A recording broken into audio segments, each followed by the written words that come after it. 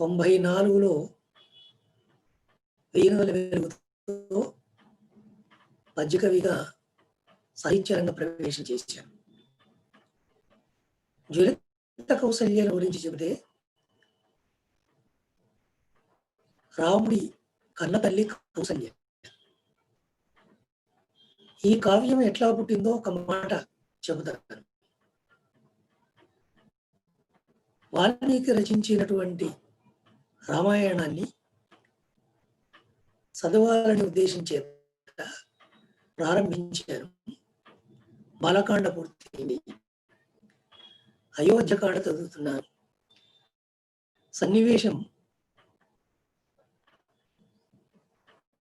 రేపు పట్టాభిషిక్తుడు కావలసినటువంటి రాముడు లక్ష్మణ సమేతుడై కౌసల్య దగ్గరికి వచ్చి విషయం చెబుతాడు.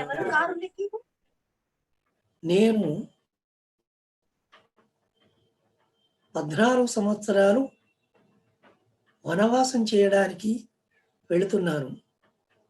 భరతుడు పట్టాభిషిక్తుడవుతాడు. ఈ 2 వరాలు కైక కోరినటువంటి వాటిని తండ్రి ఆజ్ఞ ప్రకారంగా నేను వాటిని నిర్వర్తించడానికి వెళుతున్నాను. అనుమతించి ఆశీర్వదించు అని చెప్పడానికి వచ్చినప్పుడు కౌసల్య చాలా బాగా దుఃఖిస్తుంది. రేపు పట్టాభిషిక్తుడు కావలసినటువంటి తన కుమారుడు 14 సంవత్సరాలు, 1 కాదు 2 కాదు, 14 సంవత్సరాలు అడవిలో జీవితం గడపాలి. ఇందుకు ఏ తల్లి ఆనందిస్తుంది? దుఃఖపడకుండా ఉంటుంది. ఆమె ఏడుస్తుంది బాగా. ఆ ఏడవటంలో దశరథుని గురించిన ఒక మాట, తనకు స్వేచ్ఛ ఇవ్వకుండా ఉన్నాడు అని, సవతుల వల్ల తాను బాధపడుతున్నాననే విషయాలు, నేను గొడ్రాలనైనా బాగుండేది అనేటువంటి మాటలు కొడుక్కు చెబుతూ ఏడుస్తుంది. ఇలా ఏడుస్తున్న సన్నివేశం నన్ను కదిలించింది. అవతార పురుషుడుగా మనం ఆరాధిస్తున్న, పూజిస్తున్నటువంటి రాముని కన్న తల్లి ఒక సామాన్యమైన స్త్రీగా ఇంతగా కష్టాలను కన్నీళ్లను దిగమింగుకొని కాలం గడిపిందే అని నిజంగా కొంచెం బాధ కలిగింది. కొంచెం అంటున్నాను కానీ ఏడ్చాను కూడా. తర్వాత అయోధ్య కాండ ముందు చదవలేదు. ఆ బాధలో ఒక చిన్న ఆలోచన వచ్చింది. రాముడు ఏకపత్ని వ్రతుడు. ఆ వ్రతము అనేటువంటి పదం ఒకటి ఉంది. ఒకే భార్యను కలిగి ఉంటాను అనే ఒక ప్రతిజ్ఞనో దీక్షనో తీసుకున్న విషయము ఆ పదములో ఉంది. ఏకపత్ని వ్రతుడు అన్న దానిలో ఈ ఏకపత్ని వ్రతుడు అనేటువంటి మాట లోకములోనే ఉంది, కానీ వాల్మీకి రామాయణములో కానీ ప్రముఖమైన ఏ తెలుగు రామాయణములో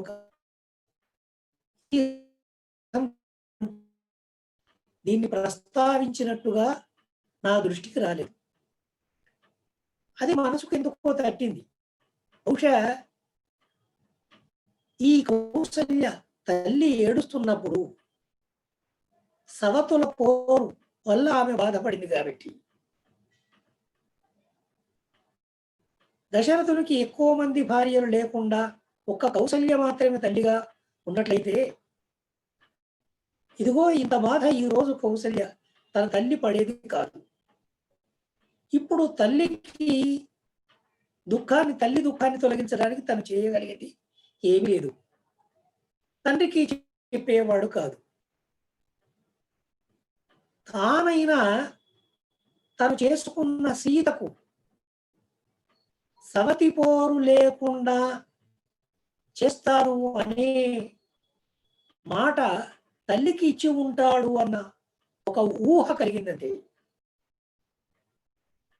ఏకపత్ని వ్రతుడుగా ఉంటాడు అని ఈ సందర్భంలో తల్లికి మాట ఇచ్చి ఉంటాడు అనే ఊహ నాకు కలిగింది. ఆ ఊహ కలగ్గానే కావ్య రచన 109 పద్యాలే ఉంది. ఈ కావ్యం వారం రోజుల్లో రాశారు. అది రాసిన తర్వాతనే ఆనందంగా ఉంది. తర్వాత అయోధ్యకాండ మొదలుకొని కావ్యం అంతా చదివా. కౌసల్య ఏడుపు నా ఈ కావ్య రచనకు ప్రధానంగా కారణభూతమైంది.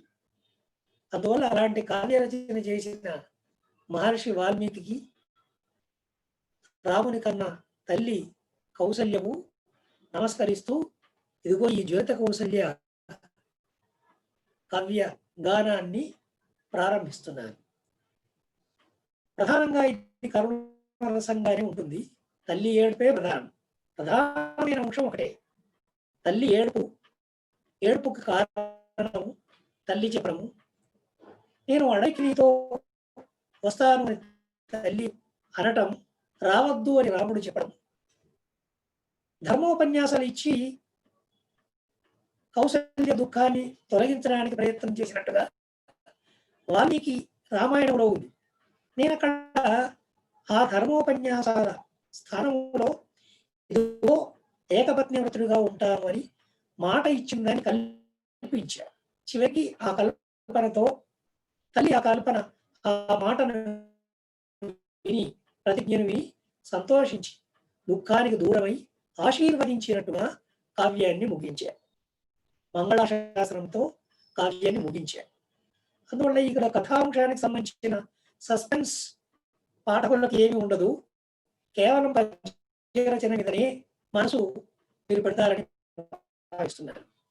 నా పద్యము మధ్యలో మీరు ఏమైనా విశ్లేషణ చేయొచ్చు అని మిత్రుడు అన్నారు, బడేసాబు గారు, జయప్రకాష్ గారు అన్నారు.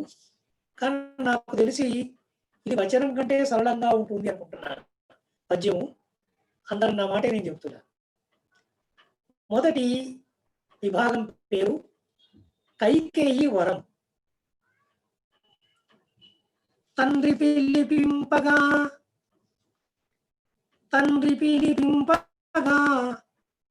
పినతల్లి మేడజేరి ఇంటికి వెళ్ళాడు. రాముడు పిలిపించినప్పుడు కైక దగ్గర దశరథుడు ఉన్నాడు. అక్కడికి వెళ్ళాడు అనమాట మొదలు.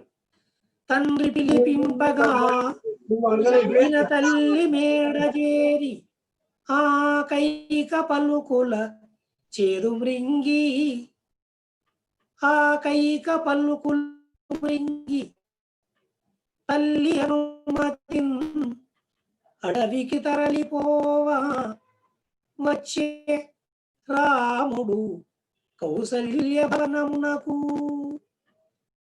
కౌసల్య ఉన్నదే భవనమే ఈ కథకు వేదిక, కథావేదిక కౌసల్య భవనం. స్వాగతింప రాముడు తల్లి దగ్గరికి వచ్చినాడు. వస్తున్న రాముడికి తల్లి ఎదురుపోయినట్టుగా స్వాగతింప తనకెదురు వచ్చినట్టి తల్లి పాదములకు మ్రొక్కే ధర్మమూర్తి రామచంద్రుడు.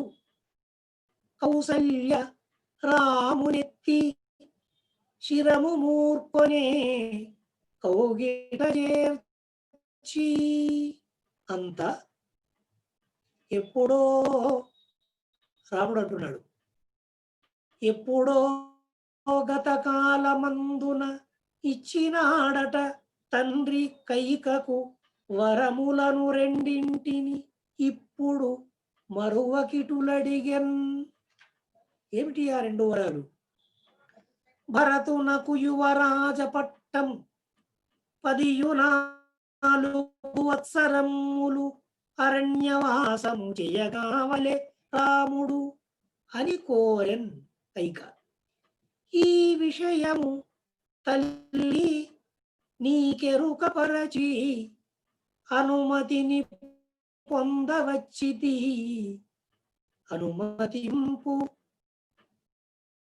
తండ్రియా ఆజ్ఞను పాటింపదలచి అడవికేగుచున్న నన్ను ఆశీర్వదింపుమమ్మ. రాముడు కౌసల్య దగ్గరికి ఎందుకు వచ్చాడు? ఈ విషయమును నీకెరుకపరచి అనుమతిని పొందవచ్చితి, అనుమతింపు. తండ్రి ఆజ్ఞను పాటింపదలచి అడవికేగుచున్న నన్ను ఆశీర్వదింపుమమ్మ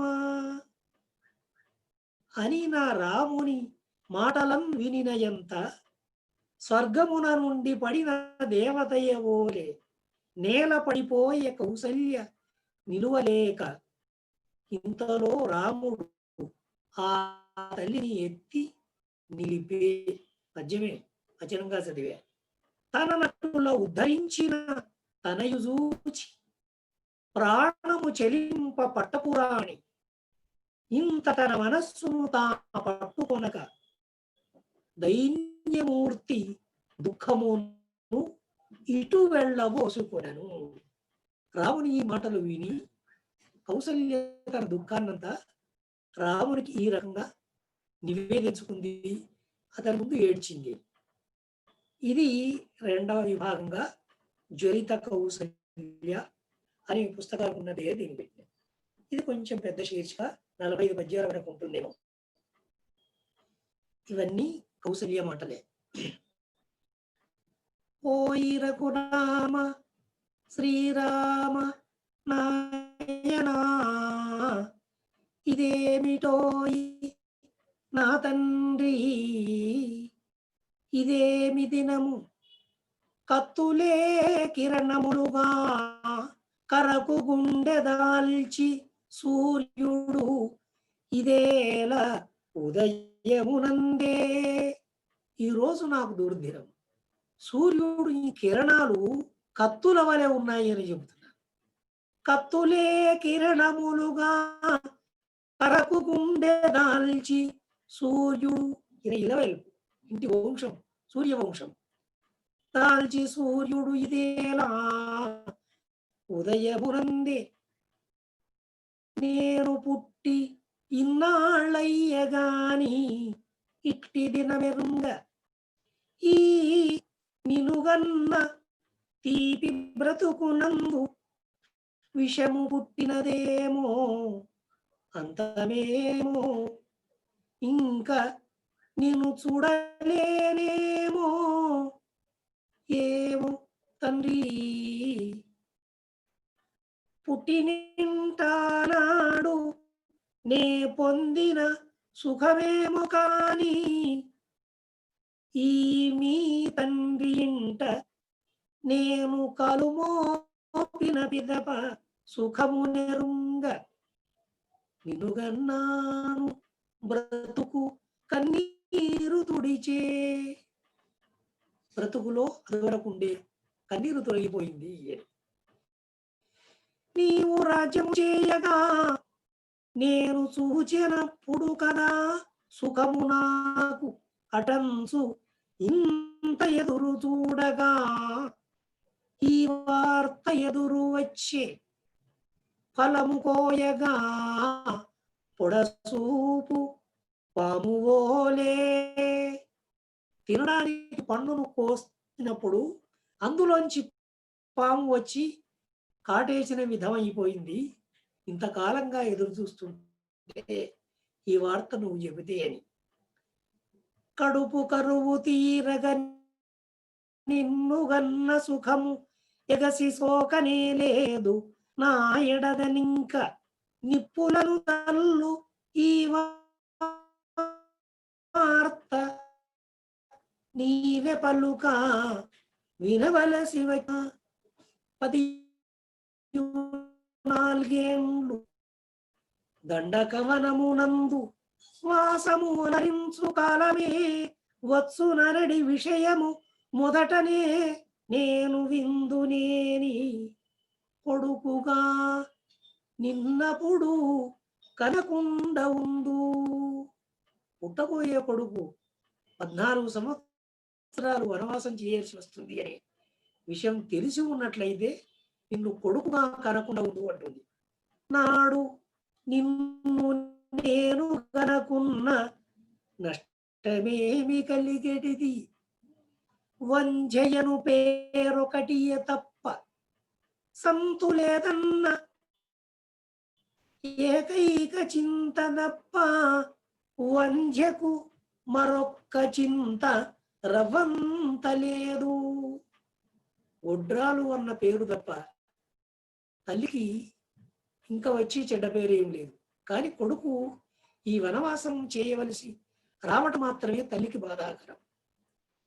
అంతమేలేని దుఃఖము అనుభవించు శక్తి నాకు ఇప్పుడెటు లేదు,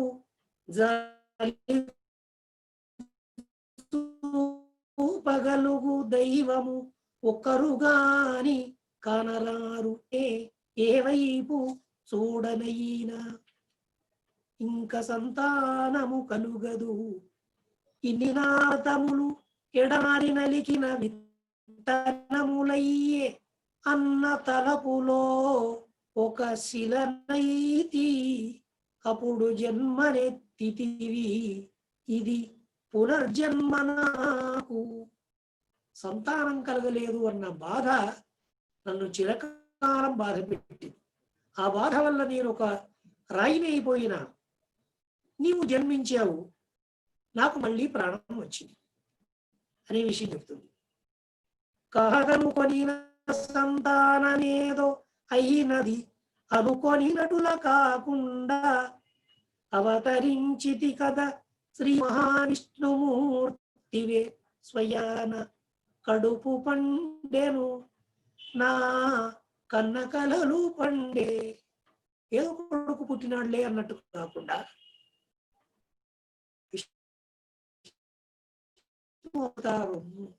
నీవై జన్మించావు కదా, మహదానందము అని అంటుంది.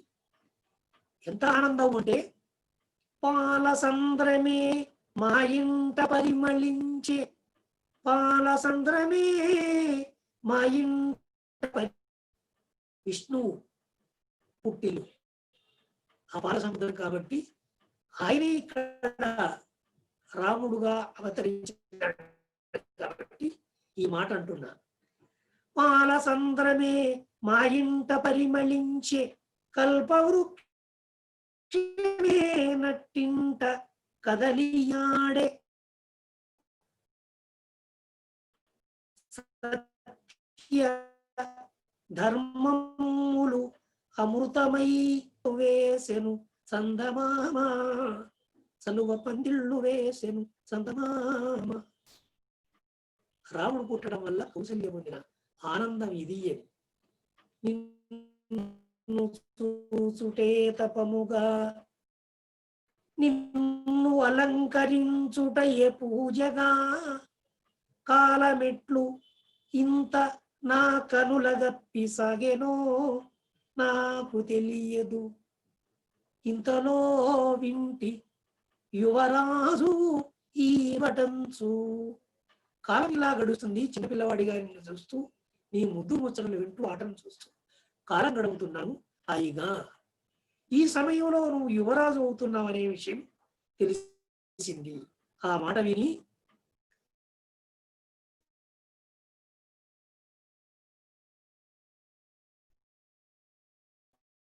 చిన్ని ఇది ఏమి,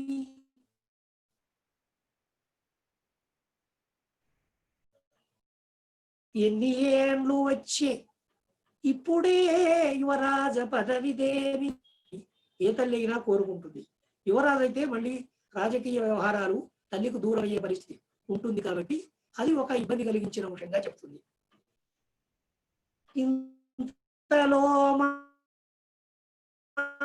మరలనిదేవి, యువరాజు అవుతున్నావు అని ఒక రకం బాధ ఆనందము రెండింటిని. కానీ ఇప్పుడు మళ్ళీ నువ్వు వచ్చి ఇంతలో మరలనిదేమి, ఇంత దుర్భరమగు వార్త వింగిని నా పగుల,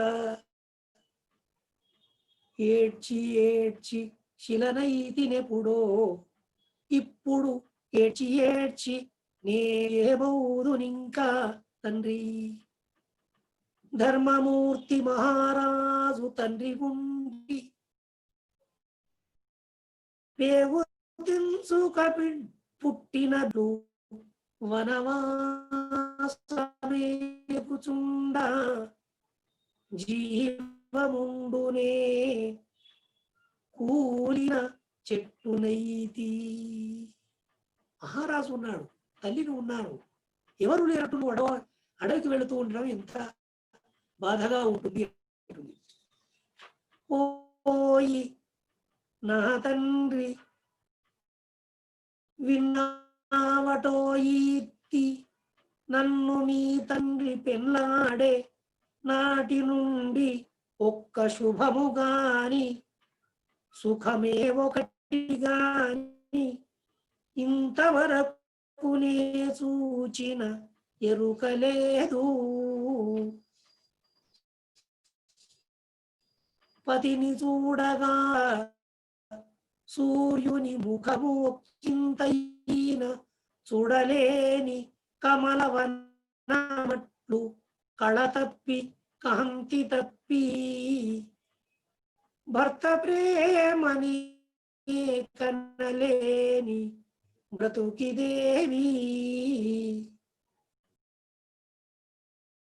నాణ్యమౌ 7 వారాల నగలు కలవు నను కొలువ దాస దాసీజనము కలదు. ఎన్ని ఉండి వీనిని అనుభవింపలేని భాగ్యహీనను పతి ప్రేమ పడయలేక.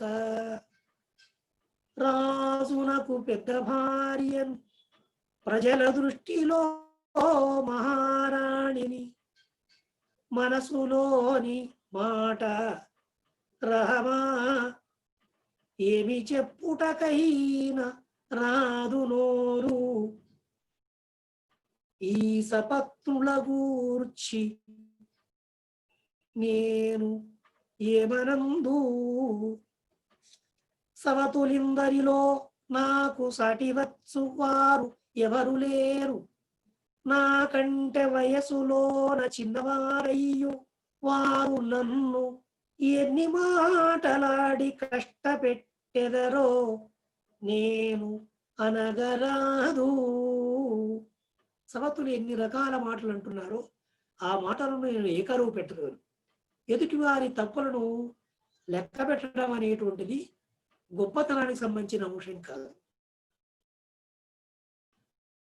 అందువల్ల కౌసల్య తన గొప్పతనాన్ని నిలబెట్టుకుంటూ చెడు మాటలు నోటితో అనరాదు అన్న భావన ఈ రకంగా. భర్త ప్రేమ లేని పరితాపమొక వైపు, మరొక వైపు సపత్నుల మాటలు ఇవి భరింపలేక నేనుండగా ఇప్పుడు నీ తండ్రి. భర్త ప్రేమ లేదు,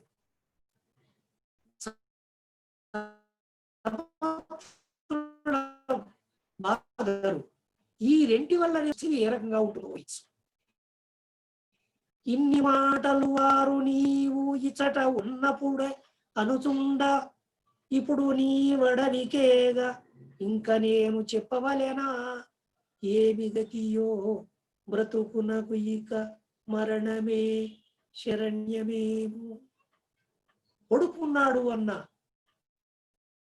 ఒక భయంతో కొంతనైనా అనకుండా చాటుకో మాటకో అనగలిగిన వాళ్ళు నీవు అడవికి వెళ్ళినట్లయితే ఇంకెన్ని మాటలు అంటారు అనే భయాన్ని కౌసల్య వ్యక్తం చేస్తుంది. నేను రాణిని కూడా కాను. రాణి చెబితే నడవాలి మాట, రాజు వినాలి. ఈ బాగా నేను రాణిని అయి కూడా కాను, మీ జనకుడు ఎందుకు రాణి కాదు అంటే మీ జనకుడు నన్ను నిగ్రహించి ఇంతయును స్వేచ్ఛనియలేదు.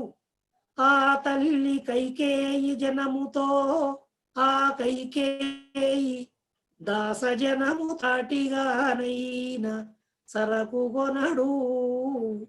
కౌసల్య ద్వారా ఏ ప్రధానమైనటువంటి విషయాలు చెప్పబడుతున్నాయో అవి వాల్మీకి రాసినవి. ఇవి నేను కల్పించినవి కావు. ప్రధానంగా ఆమె కన్నిటి ఒక 2-3 బిందువులను ప్రవహింపజేశారు తప్ప ప్రధానమైనటువంటి అంశాలు నేను కల్పించినవి కావు. ఏమిటిది? మీ నాన్నగారు నాకు స్వేచ్ఛ ఇవ్వకుండా అణచిపెట్టినాడు అనేటువంటి మాట వాల్మీకములో ఉన్నదే చెప్తున్నాను. పతియనన్నిట్టుములో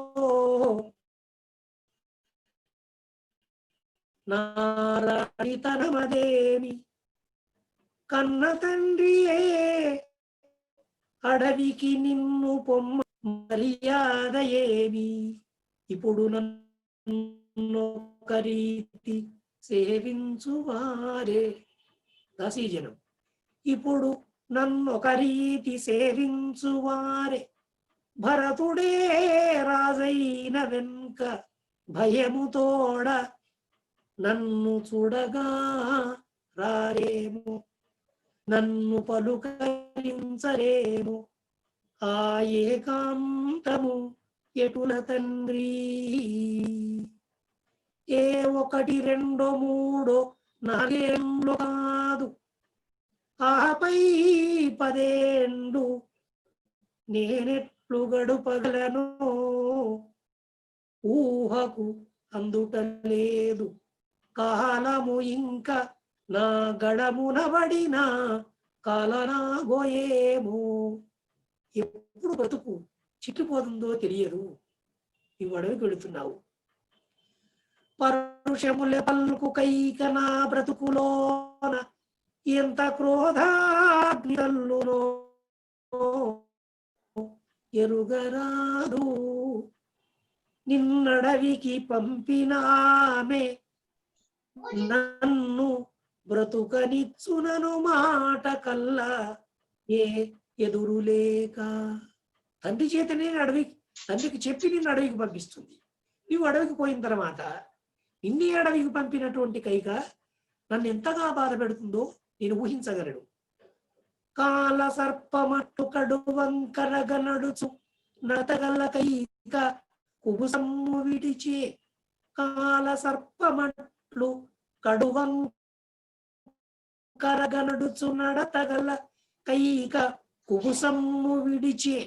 ఇప్పుడు ఆమె ప్రవర్తన ఎలా ఉంటుందంటే కుబుసం విడిచిన పాములాగా ఉంది. రాముడు అడవికి పోతున్నాడు.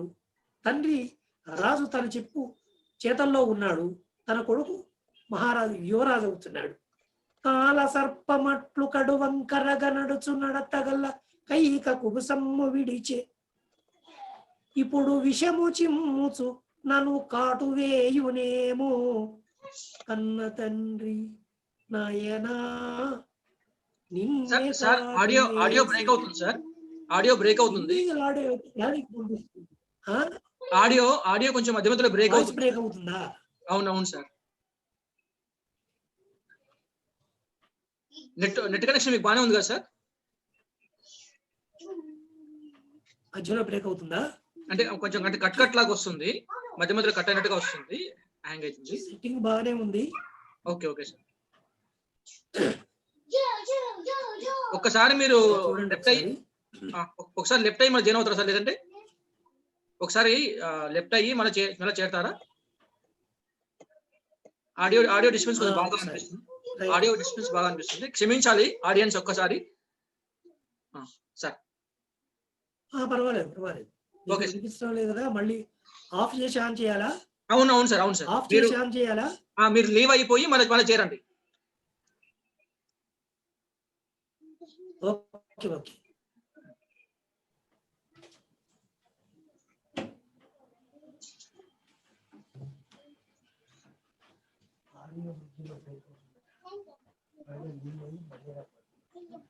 అందరు మన్నించాలండి, ఎందుకంటే డిస్టర్బెన్స్ కొంచెం ఎక్కువ అనిపిస్తుంది.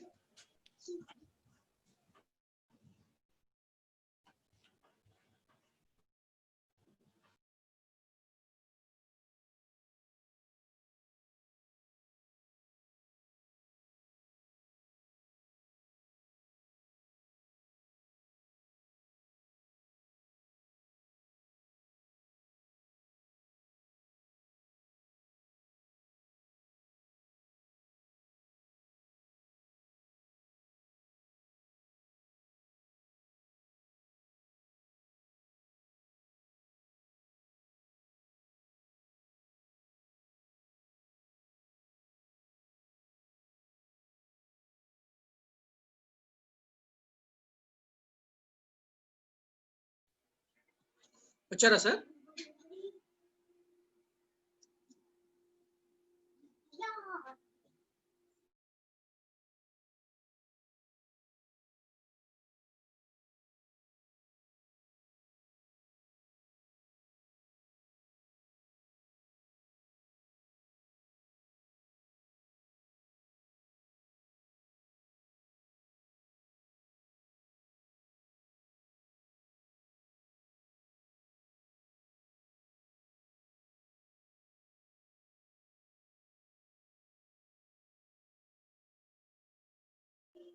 సార్ అన్మ్యూట్ చేసుకోండి సార్, మీరు వచ్చి ఉంటే అన్మ్యూట్ చేసుకోండి సార్.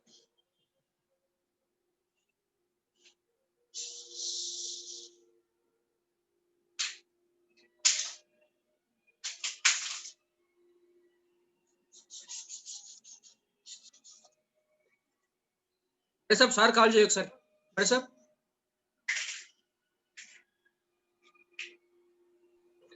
అన్నా సార్ కాల్ చేయకు సార్, చారంగా వచ్చినట్లేదు. ఓకే చేస్తారు.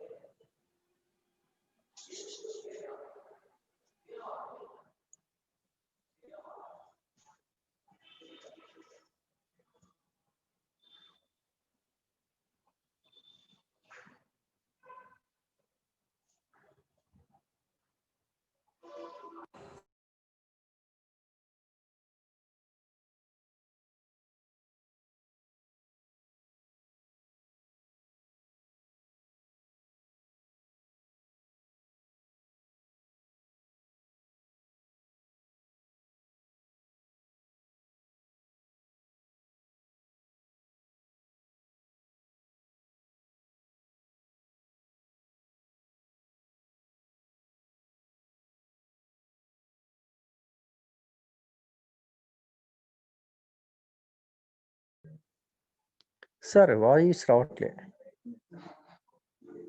సార్ లెఫ్ట్ అయ్యారండి, మళ్ళీ వస్తారు సార్. ఆడియో క్లియర్ లేదని సార్ని లీవ్ అయ్యి మళ్ళీ చేరమని చెప్పాము. అన్నా ఓకే ఓకే వస్తున్నారు. పద్యం కాబట్టి కొంచెం డిస్టర్బెన్స్ అనిపిస్తుంది బాగా. అందరు మన్నించారండి, కొద్దిగా సాంకేతికంగా మనం ఏం చేయలేం కదా, దయచేసి ఒక నిమిషం.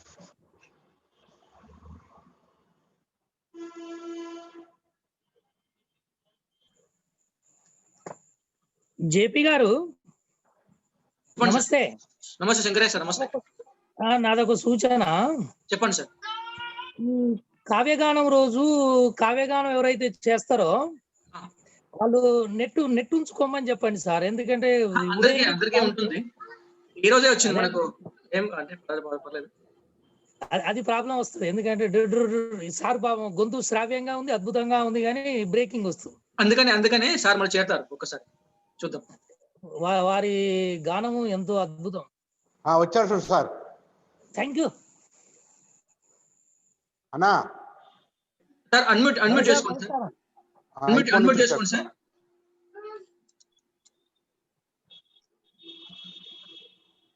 సార్ ఎప్పటితో వచ్చారు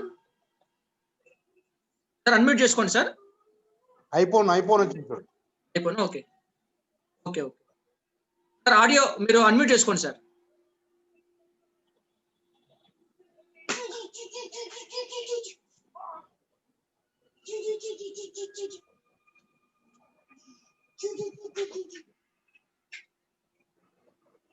సార్ మీరు మ్యూట్ లో ఉన్నారు సార్, అన్మ్యూట్ చేసుకోవాలి సార్.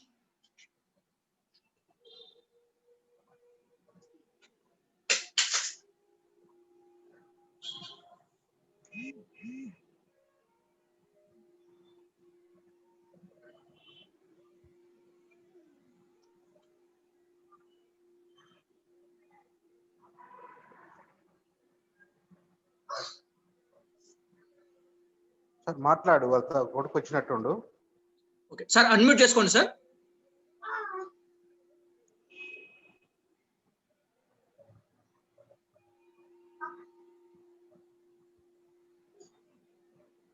హలో, ఒక నిమిషం సార్, మళ్ళీ పోయినట్టు.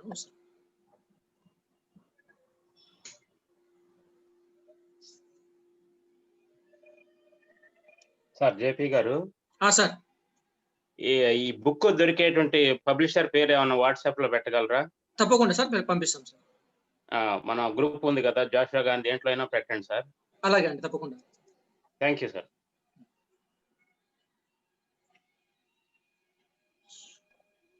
జేబీ గారు, సార్ సార్ నేను నా కవితలు కూడా పాడొచ్చా అండి అందులో? లేదండి, ఇది ఎవరైతే మనకు పార్టిసిపెంట్స్ ఉన్నారో వాళ్ళే. అంటే మనము తెలుగు భాష చైతన్య సమితి నుంచి వేరే కార్యక్రమాలు పెట్టుకుంటాము, కవితా సమ్మేళనాలు లాంటివి, కవి సమ్మేళనాలు పెట్టుకుంటాం. అప్పుడు మీకు అవకాశం ఉంటుందండి, ఇక్కడ అవకాశం లేదు. అది ఎప్పుడు ఉంటుందండి కవి సమ్మేళనం? మేము రెగ్యులర్ గా ఉంటదండి. మీరు మా గ్రూపుల్లో, వాటిలో, ఫేస్బుక్ లో మీరు ఫాలో అవుతా ఉంటే ఇప్పుడు పెడుతున్నాము. అంటే ఇప్పుడైతే వాట్సాప్ లో, ఈ వాట్సాప్ లో కూడా ఫాలో అవుతున్నాం కదా సార్. అదే మీకు పెడతాం, అందులో మీకు పాంప్లెట్స్ పెడుతున్నాం కదా. 12th రోజున ఒకటి ఉంది మనకు, కవి సమ్మేళనం పోటీలు ఉన్నాయి, బహుజన కవి సమ్మేళనం. Okay sir. అది మేము మళ్ళీ పెడతాం. ఎప్పుడుంటే అప్పుడు కొంచెం ఇంటిమేట్ చేస్తారా? మీకు గ్రూప్ లో పెడుతూనే ఉంటుంది సార్ రెగ్యులర్ గా. Okay sir, okay, thank you sir, thank you very much. అరే సార్, సార్కి ఫోన్ చేయ ఒకసారి.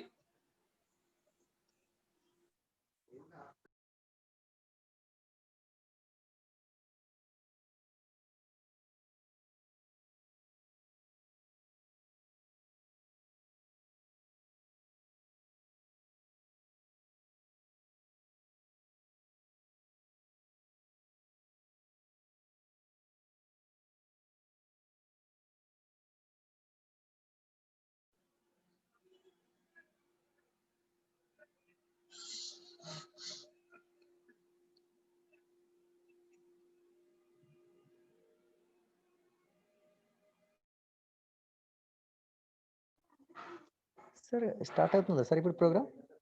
అవును సార్, సార్ వస్తారు సార్. సార్ కొంచెం ఆడియో ప్రాబ్లం ఉండి ఆగారు, వస్తారు సార్. ఒక 2 నిమిషాలు అండి, 2 నిమిషాలు. Right, okay.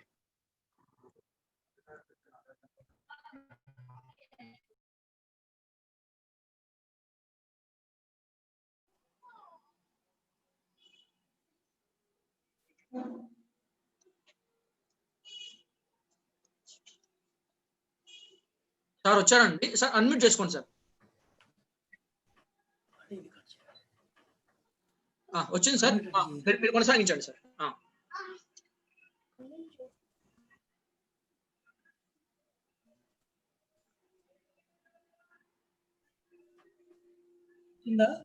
ఓకే.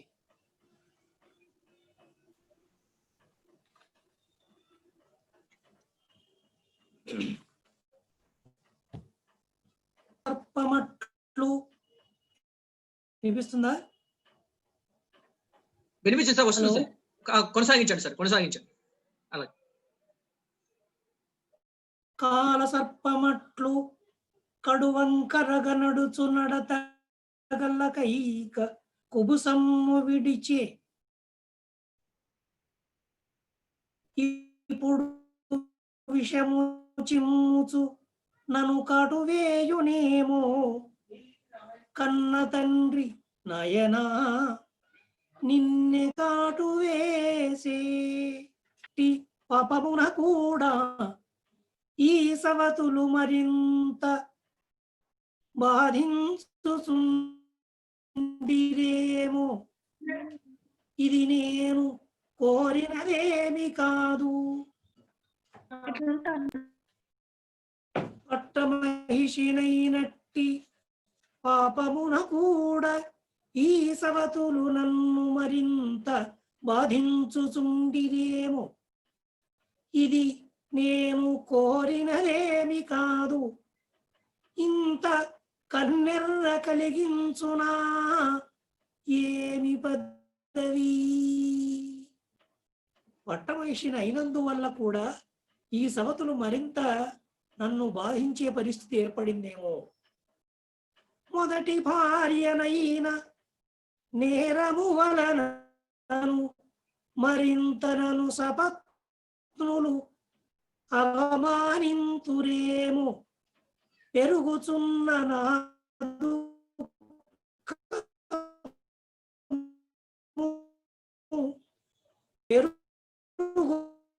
పెరుగుచున్న రాజు భార్యలకు ఒక మూడో ఉన్నట్ల వాల్మీకి రాయంలో ఉంది.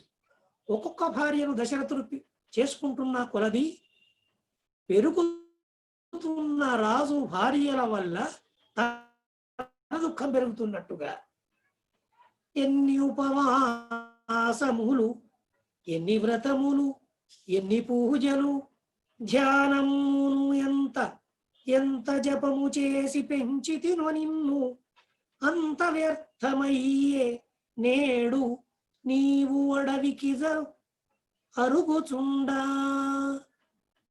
ఇది కౌసల్య దుఃఖానికి సంబంధించిన మొదటి విషయం. రాముడు లక్ష్మణుడు సమేతంగా కౌసల్య దగ్గరికి వచ్చినాడు. ఈ కౌసల్య అంతా ఏడుస్తుంటే లక్ష్మణుడు స్పందిస్తున్నాడు. ముందు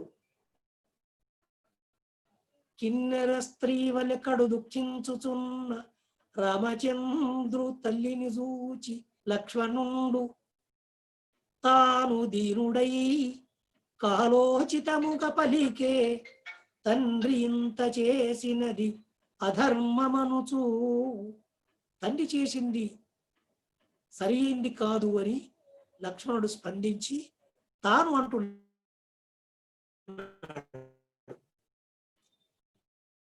కామపీడితుడు భోగాసక్తుడు కైకకు లొంగిన వృద్ధుండు. లక్ష్మణుడు చెప్పిన మాటలన్నీ కూడా వాల్మీకి రాసినవే. కామపీడితుడు భోగాసక్తుడు కైకకు లొంగిన వృద్ధుండు, ఏమి పలుకునో ఏమి చేయునో ఎరుగనలేడి మహారాజు అతని మాటయే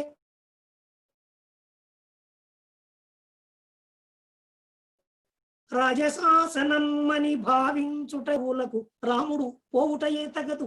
ఈ విషయం మెట పొక్కక ముందే ఈనా సహాయమందుకొని రాజ్యమును నీ హస్తగతముగా రామా చేయగా త్వరపడుము. భరతుని అతని హిత బంధువులను బంధించెద చూపెద బలము, ప్రజలు గాని నిన్నెదిరించినతో ప్రాణము నిలువదు అది ఎవ్వరికి. కైక ప్రోత్పలమునారాసే నాకు శత్రువై తలపడిన, తండ్రి ప్రేమనొక మూలబెట్టి ఆ తండ్రిని బంధించెద ఇప్పుడే. తల్లి ఈనే పలుకునదెల్లను తప్పుగా తలపకు నీ మదిని, అన్న రామచంద్రునిపై గల నాగమే ఇటు పలికించే. అన్నకు ఆపద సంభవింప నేను అగ్నిని దూకెద ముందుగానే, ఇళ్ళ పరాక్రమమిప్పుడే చూపెచదను తల్లి నీ దుఃఖము తీర. లక్ష్మణుడి కోపానికి చిన్న టైటిల్ పేరు అనంత క్రోధం అన్న. చాలా పెద్ద కోపం అనే అర్థం. అనంతుడు అంటే ఆదిశేషుని యొక్క అవతారము లక్ష్మణుడుగా చెప్పబడుతున్నాడు కాబట్టి అనంత క్రోధం అనటంలో ఆ అర్థాన్ని కూడా భావించి ఈ ఉపశీర్షికకి అనంత క్రోధం అని పేరు పెట్టారు. ఈ లక్ష్మణుడు ఎప్పుడైతే తనకు సహాయంగా మాట్లాడినాడో కౌసల్య అప్పుడు మళ్ళీ తన మాటను ఎత్తుకుంటుంది. పడగనెత్తి బుస్సనిన సర్పమ్ము ఓలే ఇట్లు పలికిన లక్ష్మణు ఎడతలోన అన్నకు తగిన తమ్ముడే అని తలంచి తనయుని సూచి కౌసల్య పలికినది ఇట్లు. పడగనెత్తి బుస్సనిన అంత కోపంగా అన్నాడు. ఆదిశేషు యొక్క అవతారం లక్ష్మణుడు అవటం వల్ల ఈ రకమైనటువంటి మాట నేను రాశాను. ఈ లక్ష్మణుడి మాటలు విని తల్లి మళ్ళీ రామునితో అంటుంది, నాయనా రామచంద్ర విన్నావటోయి న్యాయమనిపించే ఈ మాట నాకు చూడ, ధర్మమును వీడినట్టి ఆ తల్లి మాట వినదలంపకు. కైకి మాట వినవలసిన పల్లె. అడవికి వెళ్ళవలదు తండ్రి వలె పూజ్యురాలే ఈ తల్లి కూడా తండ్రికి వలెనే వినుము నీ తల్లి మాట.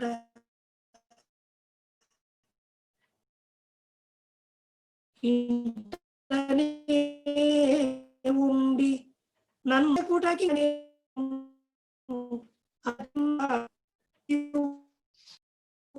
ఆ పైన శక్తినిచ్చినట్టి తల్లి పిదపనే గదయ్య తండ్రి ఆర్తురాలిని నను వీడి అడవికింక వెడలవలదయ్య నా మాట వినుముకింత.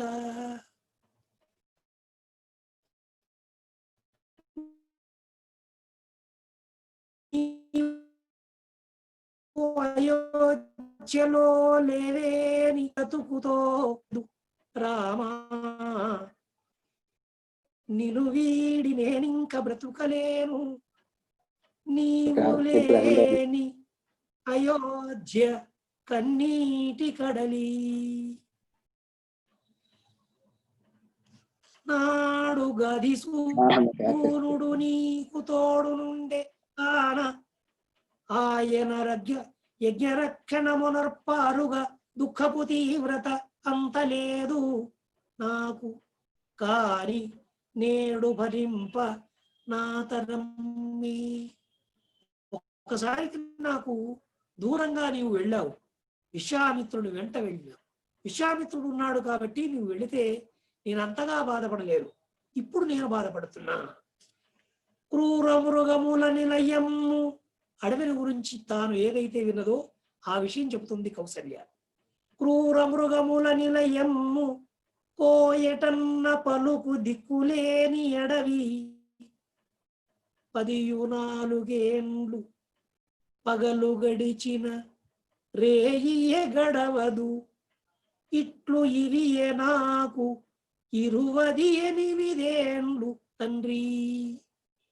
పగలు గడుస్తుంది, నిద్ర రాదు, రాత్రి గడవదు. ఈ పగలు ఒక రోజు, రాత్రి ఒక రోజు. 14 సంవత్సరాలు నాకు 28 సంవత్సరాలతో సమానం కదా అని కౌసల్య అంటుంది. ఓయి సుకుమార దేహ, నీవు ఉండబోవు అడవిలో గడ్డియును దొరకనప్పుడు, నీవు గట్టి నేలపైనను లేక కరకురాళ్ల పైననో నిదురింప దుర్భరము కాదే. అడవులు భయంకరములట, అచట సమద సింహములు గుహలందు నివసించుచుండి మనుజులను గనిన పైబడునట, అచట ఎట్లు కాలము గడిపెదవు ఇంక తండ్రి. ఎల్లవేళ ఏనుగులు మొసళ్ళు మెదలు నదులు అచట ఉండునట, అందు స్నానమెట్లు చేయగలవట ఈయ నీవు నా చిట్టి తండ్రి. అడవి బ్రతుకును హింప నాకు అలవి కాదు. ఆ కౌసల్య మాటలు విని రాముడు తండ్రి మాటకే నేను కట్టుబడి ఉంటాను, అడవికి వెళ్తాననే మాట చెబుతూ ఉన్నాడు. ఆ విభాగానికి పితృవాక్యం అని పేరు పెట్టారు. తల్లి ఇంతగా శోక సంతప్తయగుట అది వరకు చూడనైతి ఊహింపనైతి, ఎడదలో ఇంత దుఃఖము ఎట్లు దాచి ఎదురువచ్చు నవ్వుచునే నేను ఇటపురాగా. తల్లిలో ఇంత దుఃఖం ఉందేని నేను ఊహించలేను, ఇప్పుడే కనిపిస్తుంది.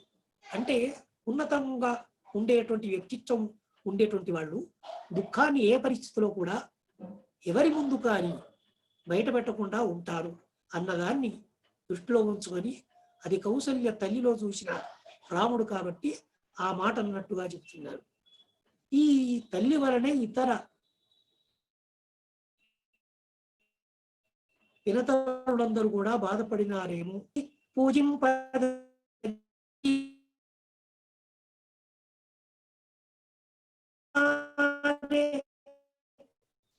వారు మహారాజు ఇంతటి తండ్రి మాటను నేను జవదాటలేను. తల్లి అంత చెప్పినా కూడా నేను తండ్రి మాటను జవదాటను అని ఖచ్చితంగా చెప్తున్నాడు రాముడు.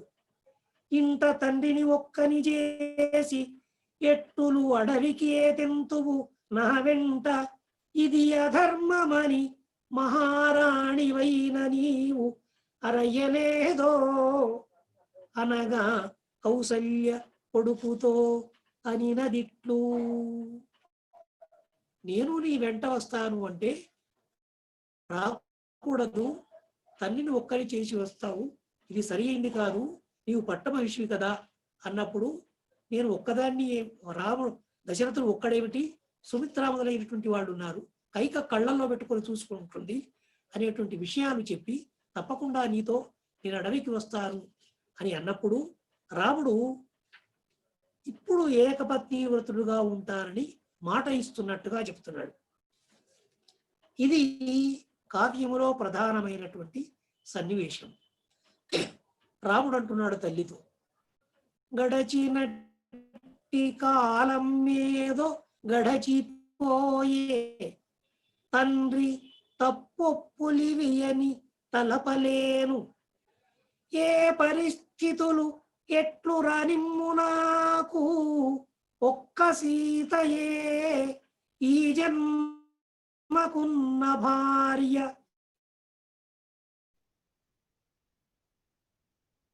అని ప్రతిజ్ఞ చేసెను రాముడు. అమృత పుష్పమింత సాగి వచ్చి కౌసల్య శిరసుపై విచ్చుకొనెనో, తొలగిపోయెను ఆ తల్లి దుఃఖమెల్లా. రాముడు ఎప్పుడైతే ఈ ప్రతిజ్ఞ చేసినాడో ఇంతవరకు ఉన్నటువంటి కౌసల్య దుఃఖమంతా కూడా ఈ మాటతో తొలగిపోయినట్టుగా చెప్తున్నాను. అప్పుడు ఆమెకు ఆనందం కలిగే విషయాన్ని, ఆకాశపు గంగ వచ్చి ముందు ఆగినట్లు, ఆకాశపు గంగ వచ్చి ముందాగినట్లు, భూమి మల్లెపూదోటయ్యి మురిసినట్లు, తల్లి కౌసల్య ఒక రీతి తనయు చూడ, సూర్యుడు దయించే శ్రీరాము చూర్పులందు. కుమారుడు తన వయసుకు మించిన ఒక మాట అంటే ఇంత మాట కొడుకు ఎలా అనగలుగుతున్నాడని ఆశ్చర్యపోతుంది తల్లి. ఆశ్చర్యపోతూ అట్లా కౌసల్య రాముని కళ్ళల్లోకి చూసింది అన్నారు. ఈ మాట ఎలా అనగలిగినాడు నా కొడుకు అని ఆశ్చర్యపోతుంది. అలా చూపులో సూర్యుని యొక్క కాంతిని తల్లి రామునిలో ప్రవేశపెట్టినట్టుగా చిన్నగా భావన చేశారు. ఆ ఆకాశపు గంగ వచ్చి ముందు ఆగినట్లు, భూమి మల్లెపూదోటయ్యి మురిసినట్లు, తల్లి కౌసల్య ఒక రీతి తనయు చూడ, సూర్యుడు దయించే శ్రీరాము చూర్పులందు. అలనాడు శ్రీరాముడు ఏకపత్ని వ్రతుడుగా ఉంటాను అని తల్లికి ఇచ్చినటువంటి మాట ఇదిగో ఆ త్రేతాయుగం దాటి, ద్వాపరం దాటి, కలియుగం దాటి ఇంతవరకు కూడా రాముడు ఏకపత్ని వ్రతుడు అనేటువంటి మాట లోకములో ఉండి ఆయా సంసారాలను తీర్చిదిద్దుతుంది అన్న భావనతో రాసిన పద్యము ఇదిగో చదవబోయేది. ఆ శ్రీరాముని చూడ్పులందు ఉదయం బైనట్టి ఆ సూర్యుడే,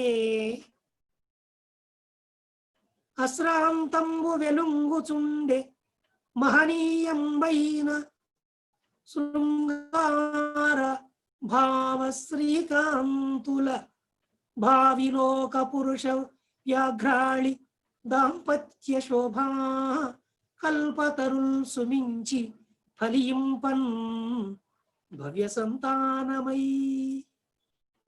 ఒకటే భార్యను కలిగి ఉన్న కుటుంబంలో పిల్లలు బుద్ధిమంతులుగా ఉంటారు, ఏ రకమైనటువంటి ఇబ్బందులు లేకుండా వాళ్ళ మనసు అలా ఉంటుంది అన్న భావన ఈ పద్యములో ఉంది. అప్పుడు తల్లి ఆనందించి కొడుక్కి అనుమతించి అడవికి పోవడానికి ఆశీర్వదిస్తుంది. ఇది కావ్యంలో చివరి ఘట్టం. మంగళాశాసనం. అనుమతించితినయ్య నీవు అడిగినట్లే పోయి రావయ్య నా తండ్రి పోయిరమ్ము.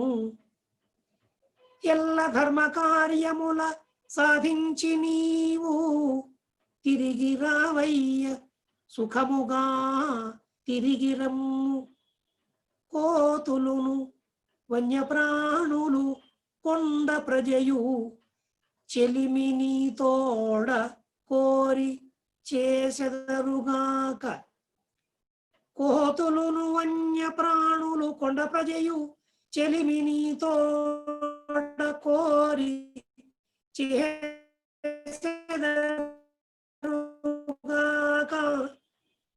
కడుపులో పెట్టి రక్షించురఘు రామ నా తండ్రి స్వస్తి నీకు. సాగరములు ద్వీపములు దిశలు ఋతువులు ఎల్లవేళల నిన్ను రక్షించుగాక. నీ ధనుర్విద్య రక్షయై నిలుచుగా.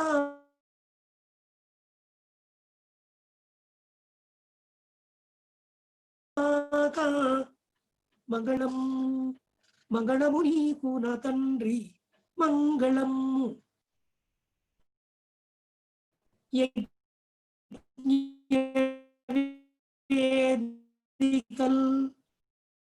రాముడు అడవిలో నీ దృష్టిలో ఉంచుకొని చెప్పిన మాట. యజ్ఞవేదికల్ సమిధలు అగ్నిరక్ష ఎల్ల ఋషి వినిర్గత మంత్రము ఎల్ల రక్ష సూర్యరక్ష వసుంధరా సోమరక్ష స్వర్గపురి రక్ష సర్వదిక్పాల రక్ష. తండ్రి ఆజ్ఞను పాలింపదెలచి రాజ్యరమను వీడి కానలకేగు రామచంద్ర కోర్కెలెరుగని నా తండ్రి కొనగదయ్య జనని నేనిత్సు మంగళాశాసనములు. జనని నేనిత్సు మంగళాశాసనములు.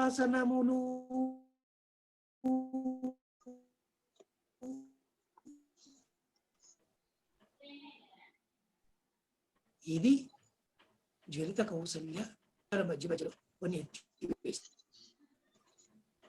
మరొకసారి ఈ అవకాశాన్ని నాకు ఇచ్చినటువంటి తెలుగు భాషా చైతన్య సమితి మరియు లక్ష్య సాధన ఫౌండేషన్ సంయుక్త ఆధ్వర్యంలో